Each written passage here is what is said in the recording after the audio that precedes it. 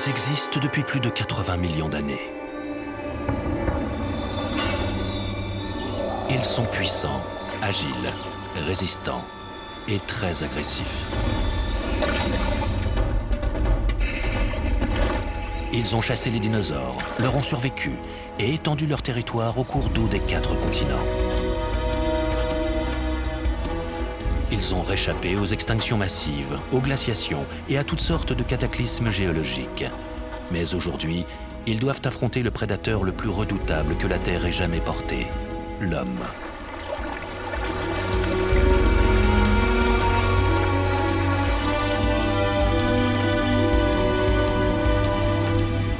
Ce sont les crocodiles. Et voici leur histoire.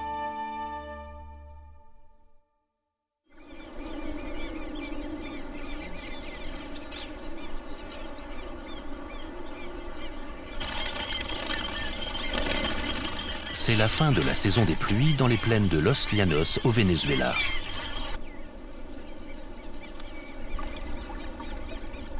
Dans ce paysage gorgé d'eau, la vie renaît.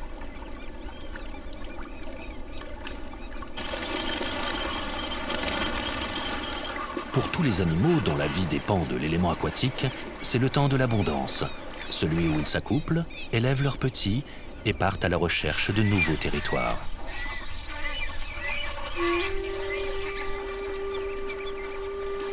C'est le début de la grande aventure pour cette jeune femelle caïman à lunettes.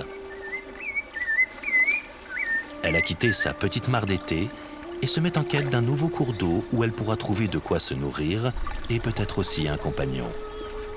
Cette rivière semble justement idéale.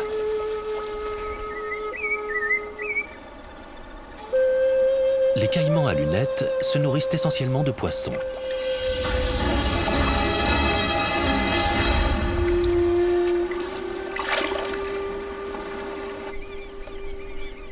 Les fortes pluies ont ramené dans les plaines inondées de Los Llanos des proies plus substantielles, si l'on est assez rapide et assez fort pour les attraper. Cette jeune femelle aura la tâche plus facile, car la tranquillité de ses congénères laisse penser qu'ils ont déjà le ventre plein. Tous les caïmans, alligators et crocodiles défendent farouchement leur territoire, comme ce caïman qui repousse systématiquement les mâles plus petits que lui.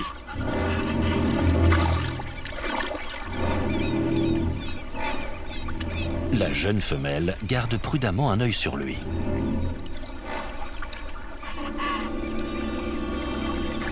Mais le mâle l'a aperçu et passe immédiatement à l'action.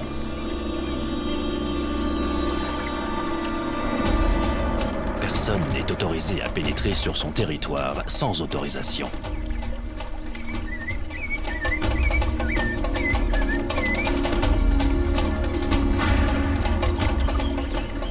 Les crocodiliens ont un ordre social très complexe. Pour communiquer entre eux, ils utilisent un système très élaboré qui fait appel à la fois au son et à la vision.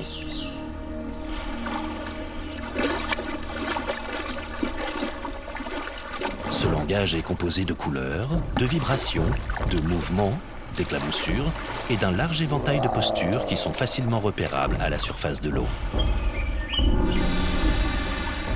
Quand 2 crocodiliens se rencontrent, la position de leur queue et de leur tête est éloquente.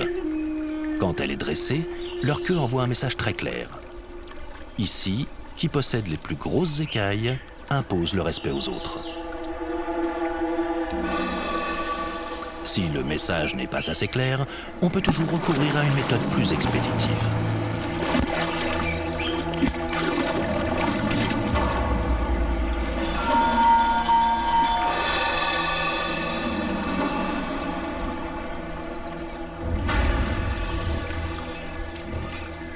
La jeune femelle comprend qu'elle n'est pas la bienvenue.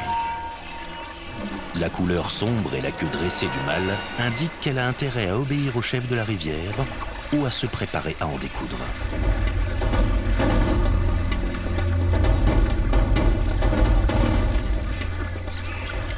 Le caïman approche, prêt à attaquer l'intrus si nécessaire. La femelle flaire le danger et amorce un retrait prudent. Mais le mâle est plus rapide et la prend de vitesse.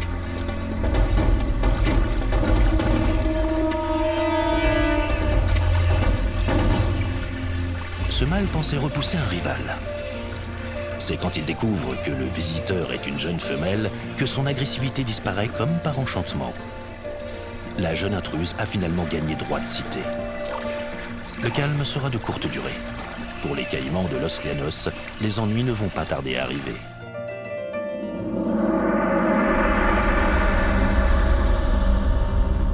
L'aube se lève de l'autre côté du globe.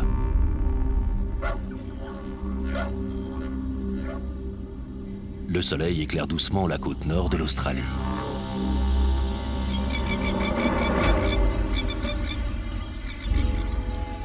Dans le parc national de Kakadu, les berges de la rivière South Alligator s'animent doucement. La faune reprend ses activités quotidiennes.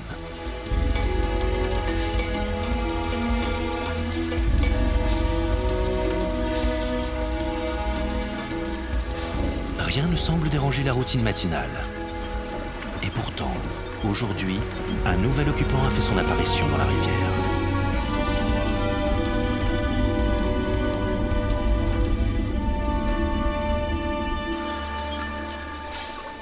Ce crocodile marin vient juste d'arriver de la côte de Papouasie-Nouvelle-Guinée. C'est un mâle adulte qui a nagé en remontant le courant en quête d'un nouveau territoire.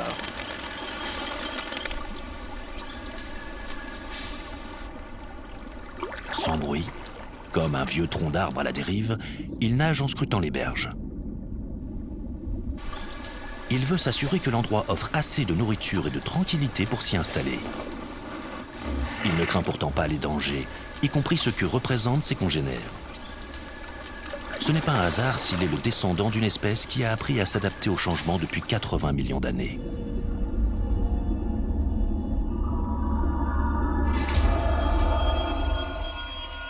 Les premiers crocodiliens, dont sont issus les crocodiles actuels, ont vu le jour dans un monde peuplé de dinosaures.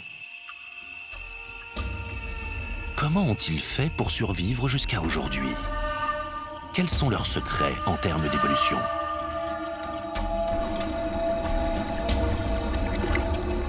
On trouve de nombreuses réponses en étudiant l'organisme des crocodiles.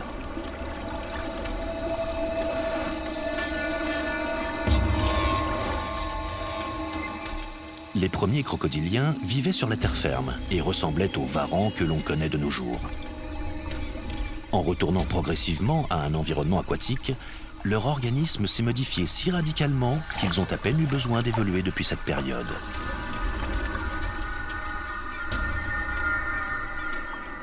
Voici les plus grandes adaptations des crocodiles à la vie aquatique. Les narines et les yeux placés sur le haut de la tête. Cette adaptation permet à tous les crocodiles de respirer, d'observer et de guetter leur proie tout en demeurant invisibles sous la surface de l'eau.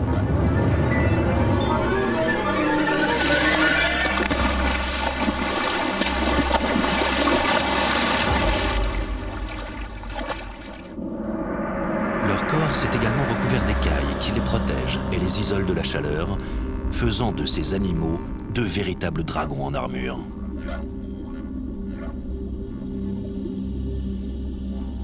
Grâce à leur cuirasse et à leur don pour traquer leur proie sans se faire repérer, ils sont vite devenus les plus grands prédateurs des cours d'eau du monde.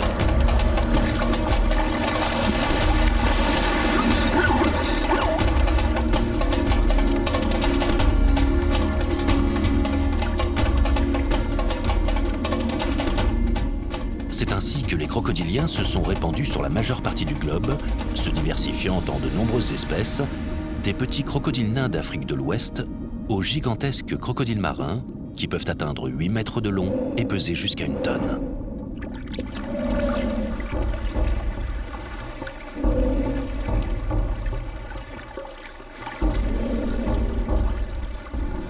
On compte aujourd'hui 22 espèces différentes de crocodiles, alligators, caïmans et gavials qui vivent dans les rivières d'Amérique, d'Afrique, d'Asie et d'Océanie.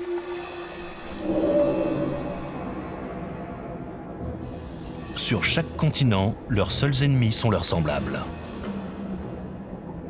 Ce crocodile marin va bientôt rencontrer les deux.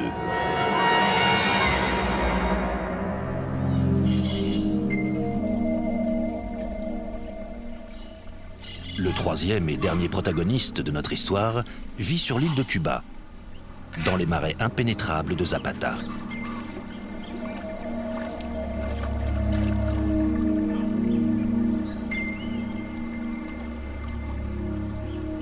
Le crocodile de Cuba est le plus gros animal indigène de l'île et on croise peu de spécimens en dehors de la région.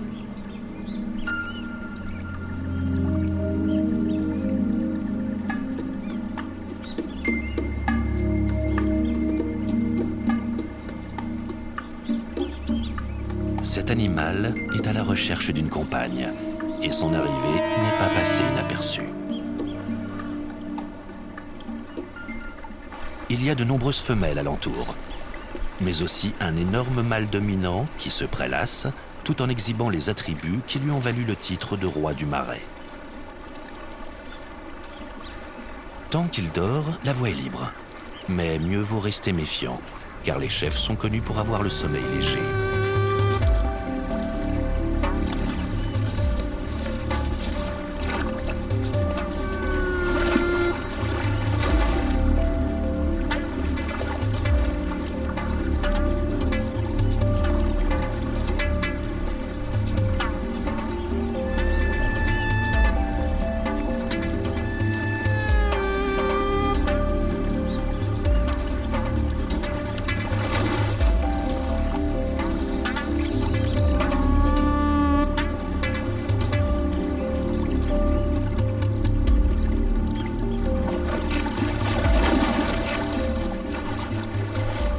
Finalement, le crocodile juge plus sage de reprendre la route.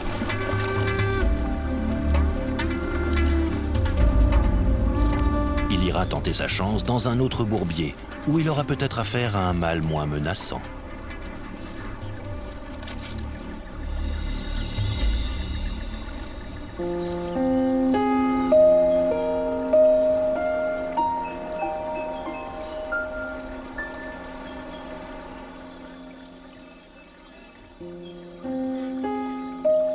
Dans la mangrove, comme dans d'autres zones humides de l'île, le crocodile cubain partage son territoire avec une autre espèce beaucoup moins menacée et qu'on retrouve dans d'autres endroits du globe, le crocodile d'Amérique. Plus grand et moins agressif que son cousin de Cuba, le crocodile américain préfère la paix et la tranquillité des mangroves. En se dressant sur leurs pattes, les crocodiles peuvent arpenter quasiment tous les types de surfaces. Et ce n'est pour eux qu'un moyen parmi d'autres de se déplacer. Les crocodiles ont 3 façons de se mouvoir sur la terre. Dans les zones boueuses, où leurs pattes risqueraient de s'enfoncer sous leur poids, ils rampent sur le ventre. Sur des sols plus fermes, ils se dressent sur les pattes et utilisent parfois leur queue pour écarter les obstacles qu'ils croisent en chemin. S'il le faut, ils peuvent courir sur des petites distances à une vitesse de près de 17 km/h.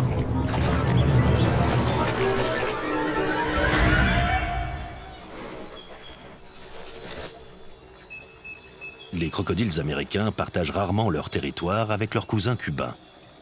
En général, ils fréquentent les mangroves de la zone côtière et évitent soigneusement les marais de l'intérieur de l'île.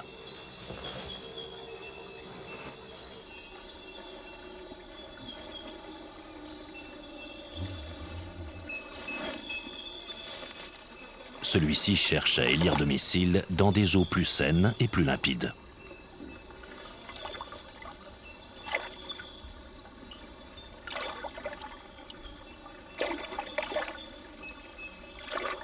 Bien que la mangrove paraisse inhospitalière, ses eaux regorgent de vie et de nourriture. Et c'est précisément ce que recherche ce crocodile.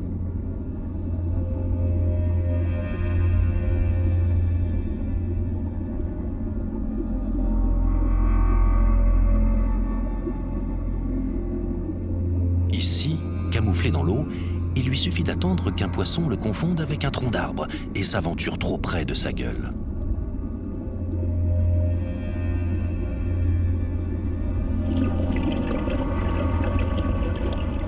Ce n'est qu'une question de temps, et les crocodiles sont très patients.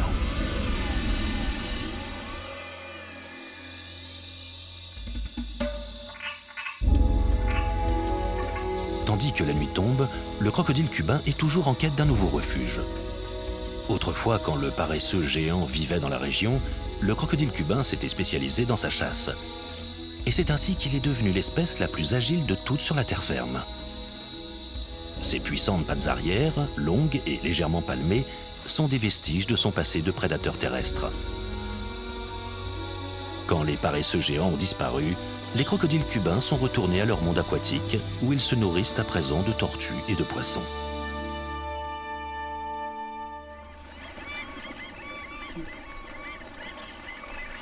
Dans les plaines du Venezuela, ce caïman à lunettes est en chasse.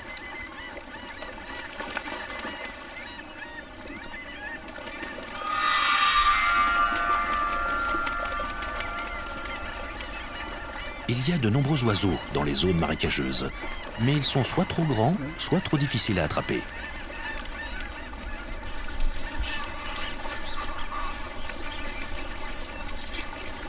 Le caïman aura plus de chance en s'installant sous leur nez.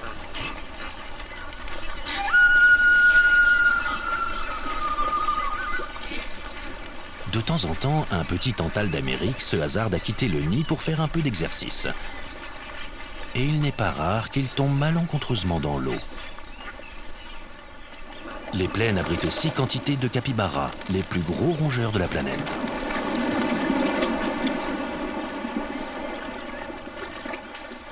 Les capybaras s'approchent non seulement des berges, mais plongent aussi sous l'eau pour aller cueillir les tendres pousses de jassandes d'eau.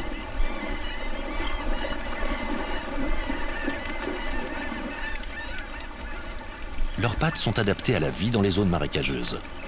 Palmées, elles leur permettent à la fois de marcher sur la végétation et de nager dans les cours d'eau.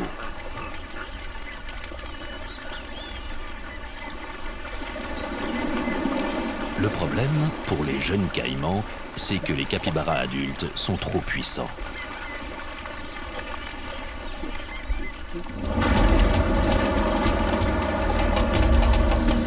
Les crocodiles ne tuent pas leur proie comme la plupart des autres grands prédateurs.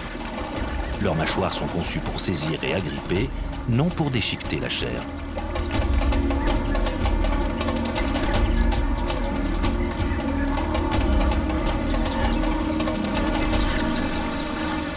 Quand un crocodile attrape une proie, il essaie de l'attirer dans l'eau, où son poids joue alors en sa faveur.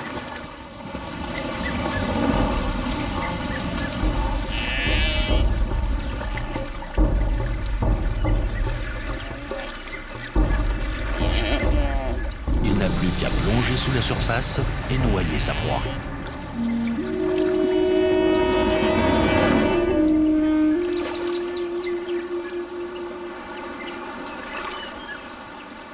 Une fois morte, si la proie est trop grosse pour être avalée en un seul morceau, le crocodile doit la couper en pièces.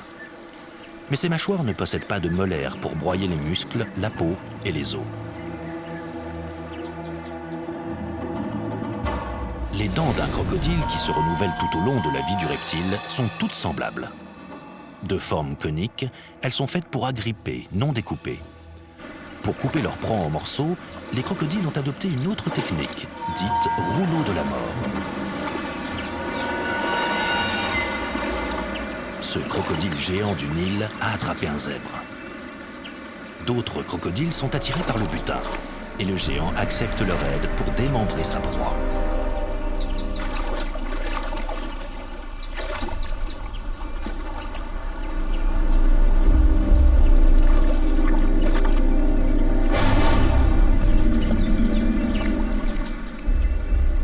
Grâce aux écailles de leur dos, ils déchiquettent de larges morceaux du cadavre. Quand le morceau est d'une taille raisonnable, le géant congédie subtilement ses partenaires. Il engloutit la tête, le cou et le poitrail du zèbre en une seule bouchée.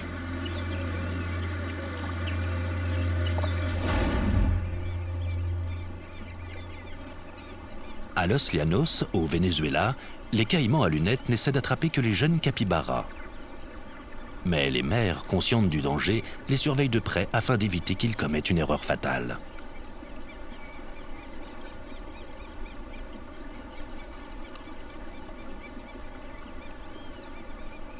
Cette fois, le départ précipité de la mère a sauvé les petits.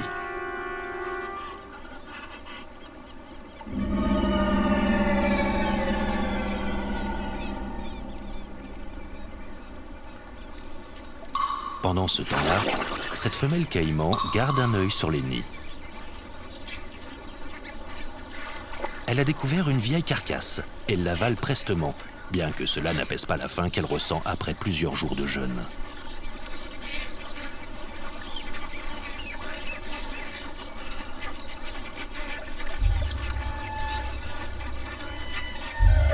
Dissimulée dans la végétation, elle attend sa chance. Un des petits échassiers s'aventurera peut-être à sa portée. Sinon, elle pourra toujours se rabattre sur le monde sous-marin.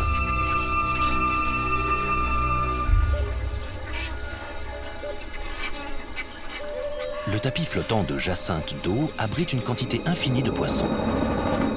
Les plus gros spécimens sont comme notre caïman, de redoutables prédateurs.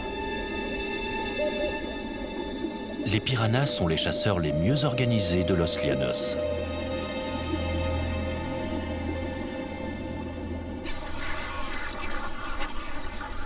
Inconscients du danger qui les guette sous leur nid, les petits tantales d'Amérique jettent un regard curieux sur le monde qui les entoure.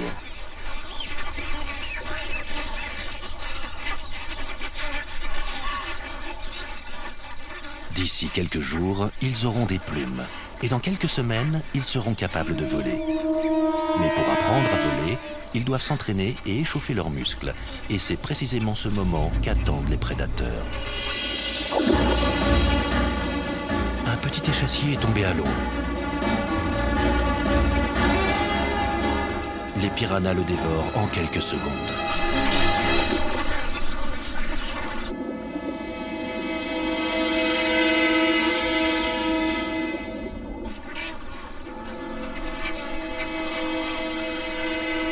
Le caïman a raté l'occasion de dîner d'un délicieux petit tantale.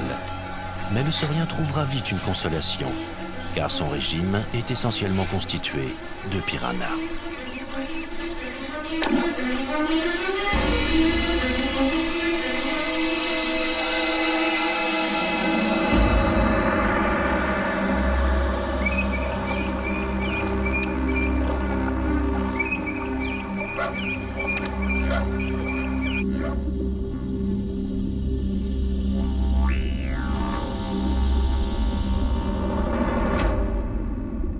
De retour en Australie, le crocodile marin a trouvé un endroit qui semble remplir tous ses critères de recherche.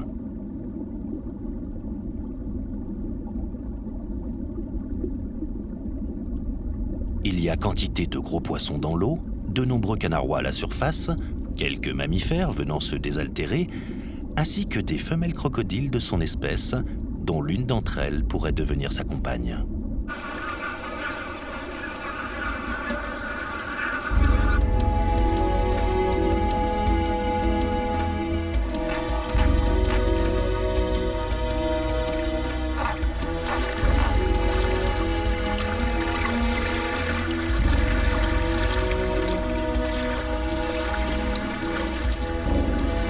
Si sa taille imposante le protège des assauts d'autres mâles de son espèce, il n'est pas en sécurité pour autant.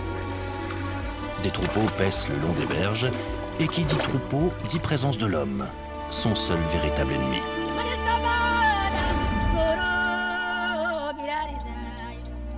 Les relations entre les hommes et les crocodiles ont toujours été un mélange de haine et de peur. Depuis la nuit des temps, les hommes craignent ces dragons qui les dévorent dans les cours d'eau. Aujourd'hui encore, le crocodile est l'objet de vénération de certaines peuplades primitives. Le long de la rivière Sepik, en Papouasie-Nouvelle-Guinée, les hommes crocodiles les considèrent comme des dieux. À l'occasion d'un rite religieux initiatique, les hommes crocodiles convoquent les grands reptiles à l'aide de tambours aquatiques et se couvrent le corps de cicatrices qui imitent les écailles des crocodiles.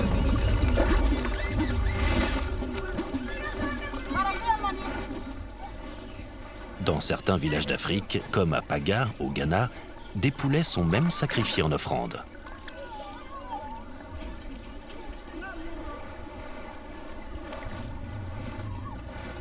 À l'origine, les villageois, par crainte des reptiles, ont commencé à leur offrir des oiseaux, dans le but d'apaiser leur faim et la colère des dieux. Mais au fil du temps, les crocodiles ont pris l'habitude d'être nourris de cette façon, et se sont accoutumés à la présence des hommes et de leurs troupeaux.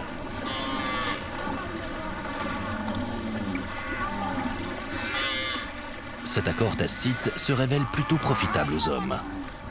En échange des poulets, les crocodiles ne s'attaquent plus aux troupeaux de chèvres et de vaches. Et surtout, ils ont cessé de s'attaquer aux hommes.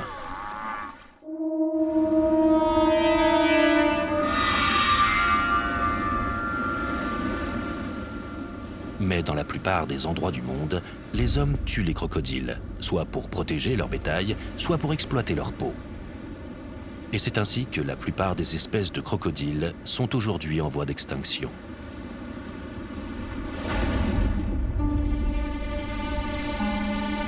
Personne, cependant, n'ose s'en prendre aux redoutables crocodiles marins.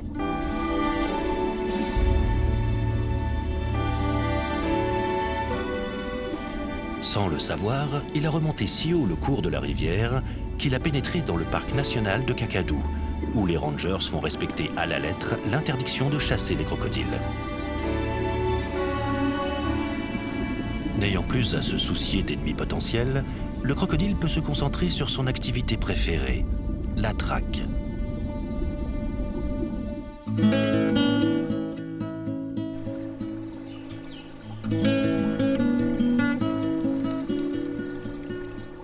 Dans les marais de Zapata, notre crocodile cubain a enfin trouvé un endroit où les mâles ne sont pas plus gros que lui.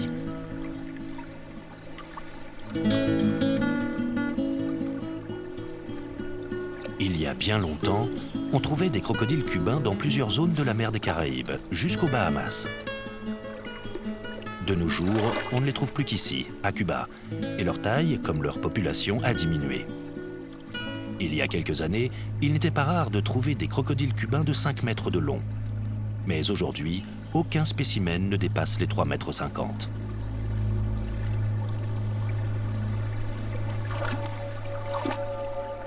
Sur ce nouveau territoire, ce crocodile devra peut-être se battre avec ses congénères. Mais vu l'égalité des forces en présence, ils réfléchiront à 2 fois avant de l'agresser. Et après tout, les femelles ne manquent pas dans ce marécage.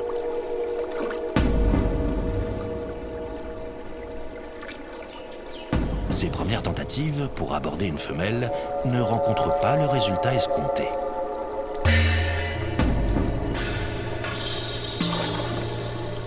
Et les autres mâles ne se montrent pas très accueillants.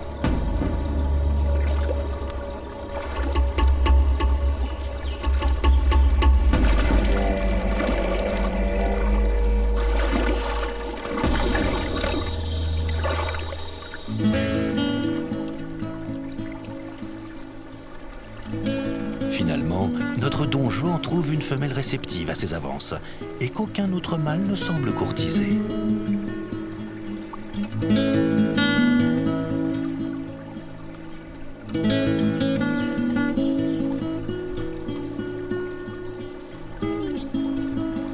Les choses s'annoncent bien et la rencontre promet d'être fructueuse.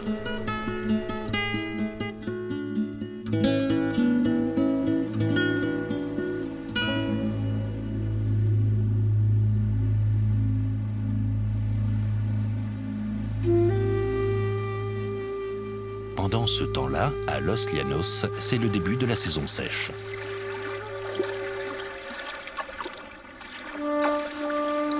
Cette période est souvent synonyme de disette et de mort. L'eau s'évapore peu à peu et les sources de nourriture se tarissent.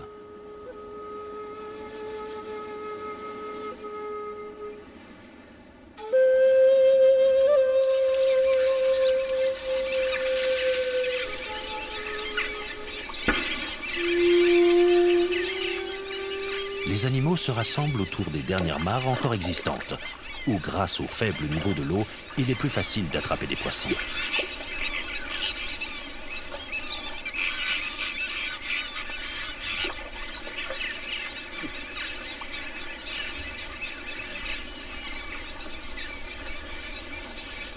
Ces oiseaux s'offrent un dernier festin avant que les réserves ne s'évanouissent totalement.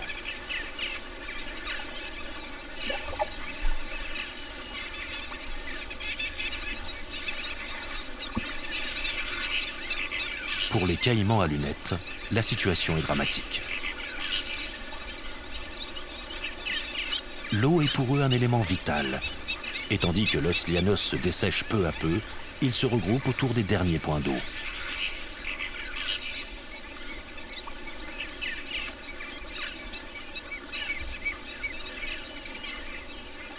Une jeune femelle observe avec inquiétude le nombre de ses semblables augmenter dans la mare. Elle sait que cela va causer des problèmes. Il y a de moins en moins d'eau chaque jour et de plus en plus de caïmans devront se partager une quantité limitée de poissons. Toutes ces conditions sont source de conflits et de démonstrations de force.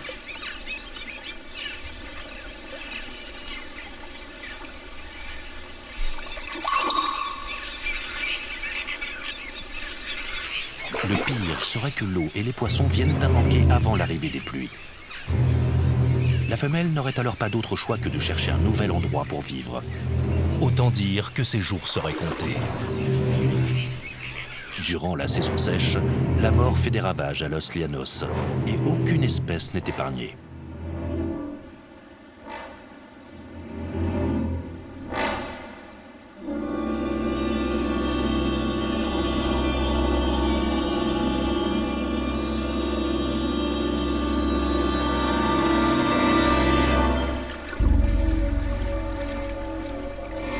De nombreux caïmans, privés d'eau et de nourriture, doivent se mettre en quête de nouvelles mares et s'exposent à la chaleur et à la soif.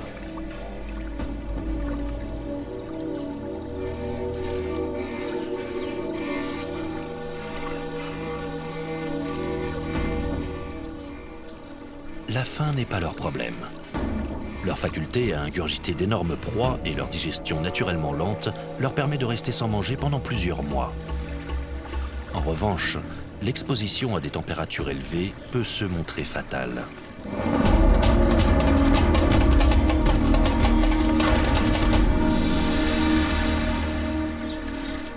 Comme tous les reptiles, les crocodiles régulent leur température et leur métabolisme en fonction de la température ambiante.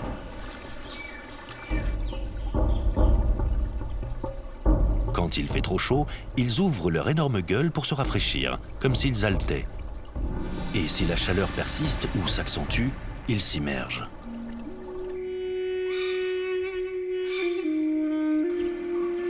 Pendant la nuit, si le froid commence à ralentir leur métabolisme, ils plongent, car l'eau peu profonde garde la chaleur qu'elle a emmagasinée pendant la journée.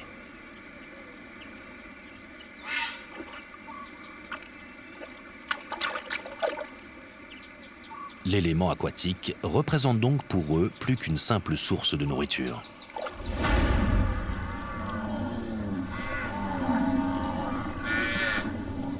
De nouveaux visiteurs approchent de la mare de notre caïman.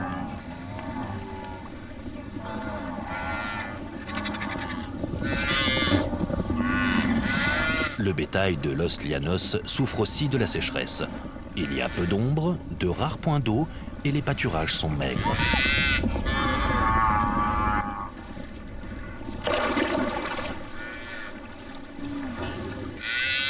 Les vaches décharnées tentent de survivre aux abords des quelques mares qui subsistent encore.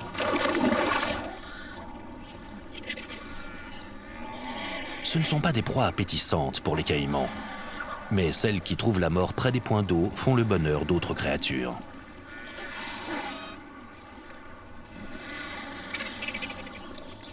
Pour les vautours urubus, la sécheresse est une période faste.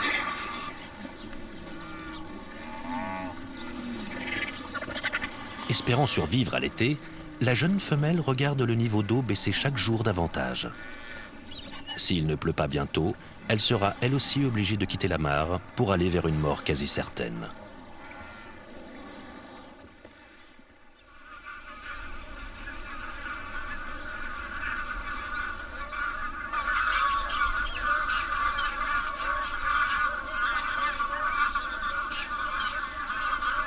Retour en Australie.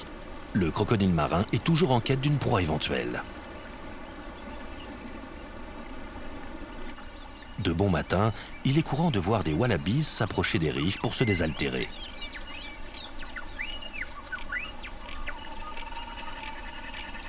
Ils ne sont pas très gros, mais comme tous les mammifères, ils constituent un mets de choix que les crocodiles ont rarement l'occasion d'apprécier. Notre crocodile a repéré un petit wallaby isolé.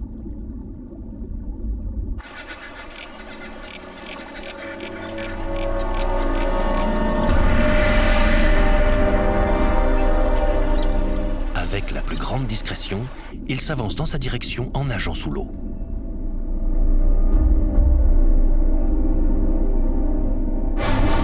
Il se rapproche de sa cible. Quand soudain, quelque chose interrompt sa progression.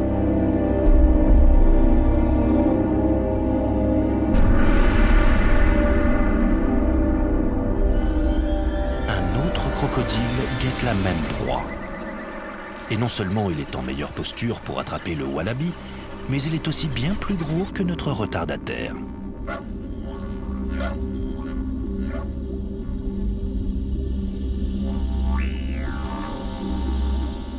Le petit wallaby n'a pas conscience du danger qui le guette.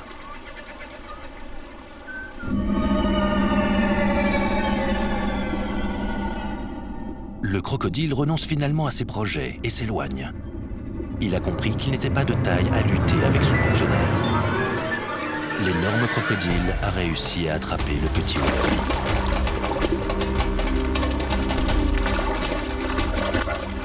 Alertés par le bruit des éclaboussures, d'autres crocodiles s'empressent de regagner l'eau dans l'espoir de profiter des restes du festin. Tandis que le premier mâle s'éloigne, l'énorme crocodile secoue violemment la tête et déchiquette le wallaby. Rien ne peut résister à la force d'un animal d'une tonne, et celui-ci gobe la moitié de sa proie en une seule bouchée.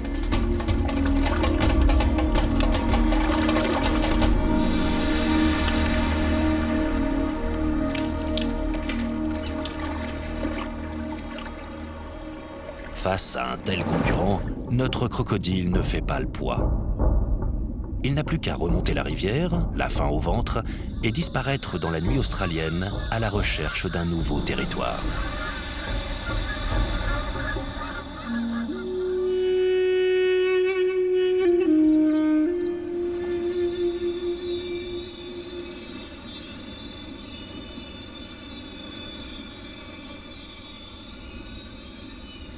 Dans les plaines de Los Llanos, la dernière mare commence elle aussi à disparaître.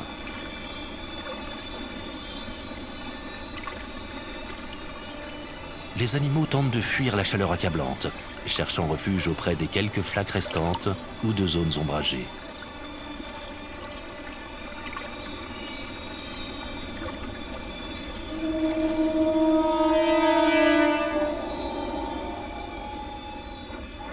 Les carcasses jalonnent le paysage. Pour les charognards, c'est une formidable époque d'abondance.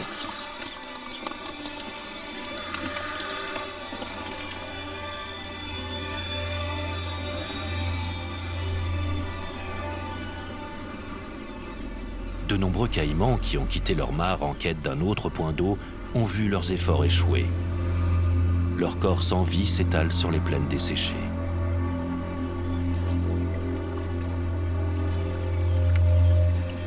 La jeune femelle a trouvé refuge dans une des mares encore alimentées, près d'un petit bosquet d'arbres. Les poissons doivent venir respirer à la surface à cause du manque d'oxygène dans l'eau. Et la mare abrite une incroyable concentration de caïmans et de tortues.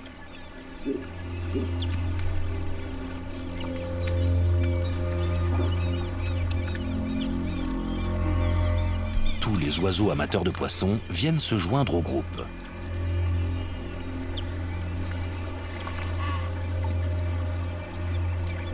Curieusement, ce sont les seuls à pêcher.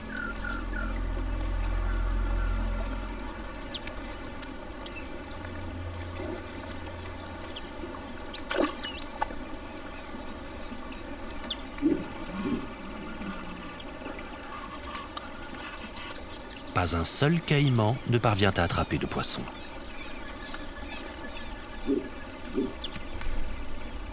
La situation est si désespérée que tous les animaux semblent paralysés par l'angoisse. S'il ne pleut pas très bientôt, aucun d'entre eux ne sortira vivant de cet enfer.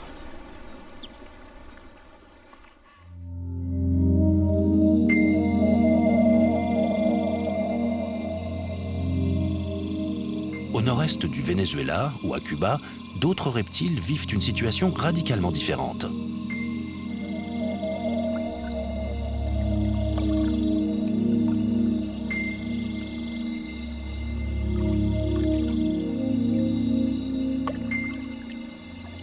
Ce crocodile cubain a finalement trouvé une partenaire et fait tout son possible pour s'accoupler.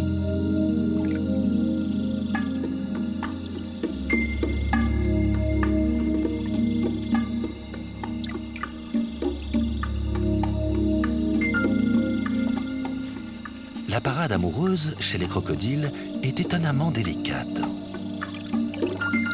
La femelle joue les indifférentes.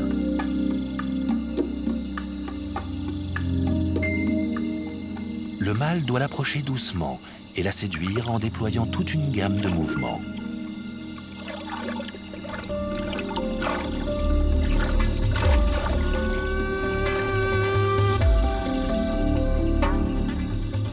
S'il parvient à la convaincre, la femelle acceptera de s'accoupler, lui assurant ainsi une descendance.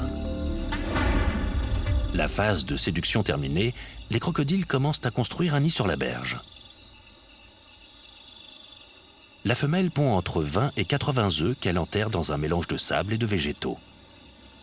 La chaleur et la dégradation des plantes vont permettre aux œufs d'incuber, et c'est justement la température du nid qui va déterminer le genre des futurs reptiles.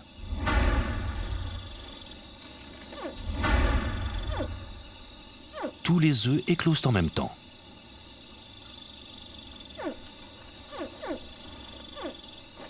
Les jeunes crocodiles ont communiqué entre eux en poussant de petits cris à travers leurs coquilles, synchronisant ainsi le moment de leur naissance. Pour eux, c'est la période de tous les dangers. La mère attend dans l'eau pour les protéger. Mais les petits doivent la rejoindre par leurs propres moyens. Leur venue au monde est généralement attendue par un grand nombre de prédateurs à l'affût près des nids, et la plupart des petits crocodiles ne parviennent jamais jusqu'à l'eau.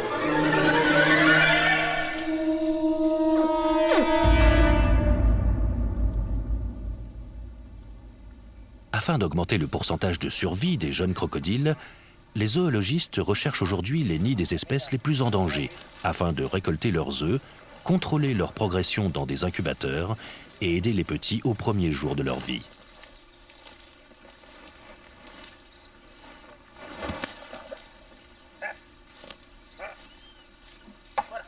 Voici des crocodiles de l'Orénoque, une des espèces les plus menacées au monde.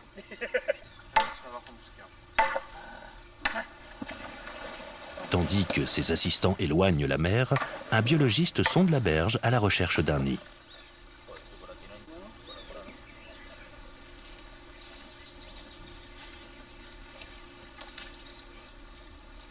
Avec succès. Les œufs sont enterrés à quelques centimètres de la surface d'un nid de sable.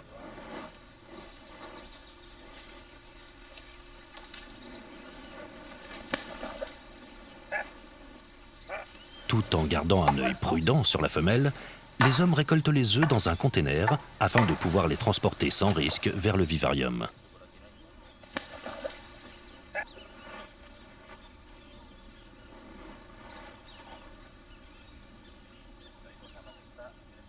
Dans la nature, à peine 20% des nouveau-nés survivent au-delà du premier mois.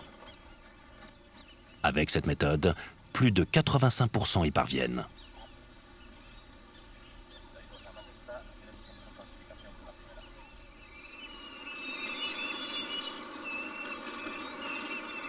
Élever les crocodiles en captivité a permis d'augmenter la population de nombreuses espèces autrefois en voie d'extinction.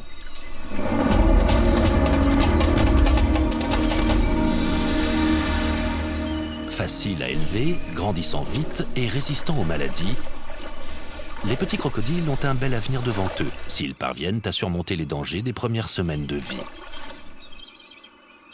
Et cette ferme, unique en son genre, s'est précisément fixé cet objectif.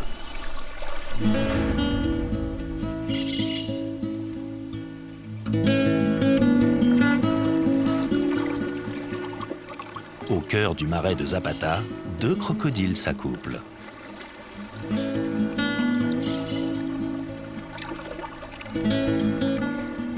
leur progéniture ne bénéficiera pas de l'aide d'un incubateur et beaucoup de petits mourront peu après leur naissance.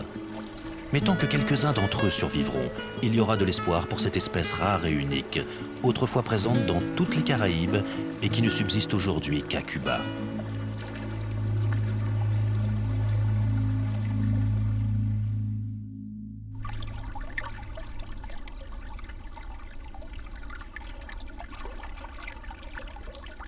Dans les eaux de la rivière South Alligator, en Australie, un crocodile marin est en quête d'une nouvelle proie.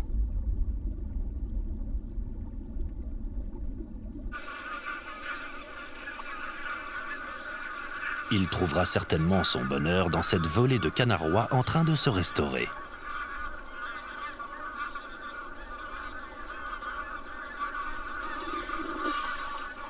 Ils sont plusieurs centaines.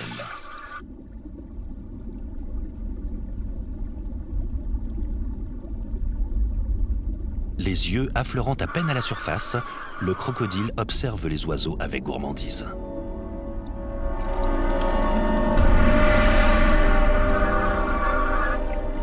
Il lui est impossible d'atteindre ceux qui sont sur la terre ferme, mais si l'un d'entre eux s'aventure près de la rive ou dans l'eau peu profonde, il pourra peut-être l'attraper.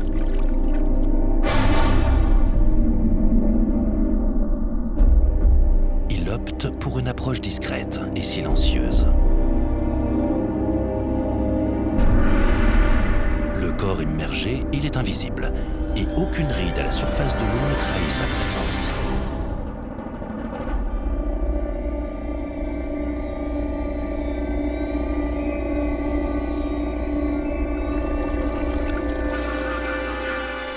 Les voilà. Dans une nappe d'eau peu profonde, quelques individus se nourrissent d'algues sans se douter de la menace. Le reptile change à nouveau de position. Il a repéré sa cible et décide de passer à l'attaque.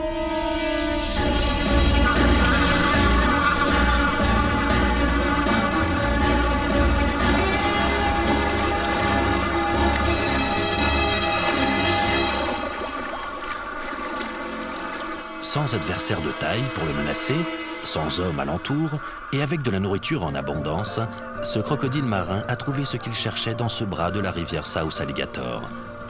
Il a découvert le refuge idéal.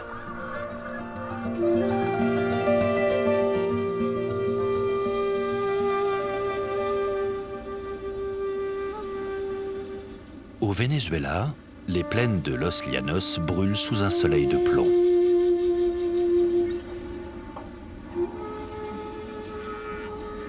Les animaux sont à bout de force.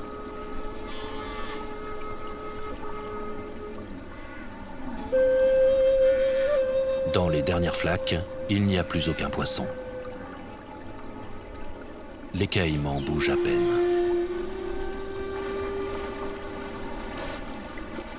La jeune femelle supporte la chaleur comme elle peut. La plupart de ses compagnons ont quitté la mare, et ceux qui restent utilisent leur dernière force pour tenter l'impossible.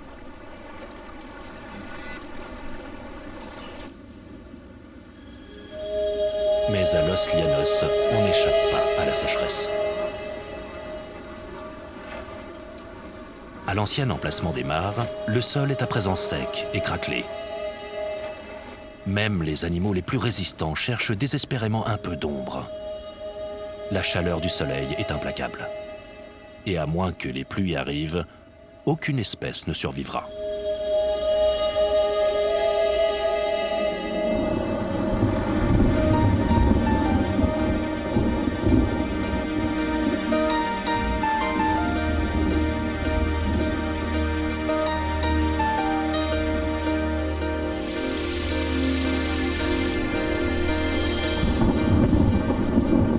Avec les premières gouttes, Los Llanos change de physionomie quasiment d'un jour à l'autre.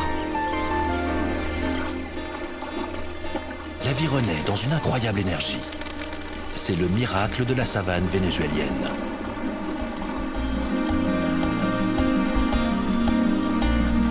Et la fin des souffrances pour ce caïman à lunettes.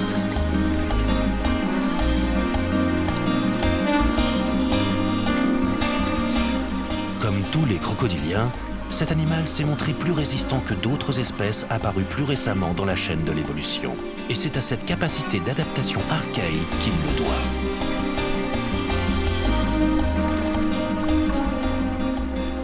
Il a réussi à surmonter la sécheresse à Los Llanos, alors que d'autres animaux en théorie mieux préparés ont échoué.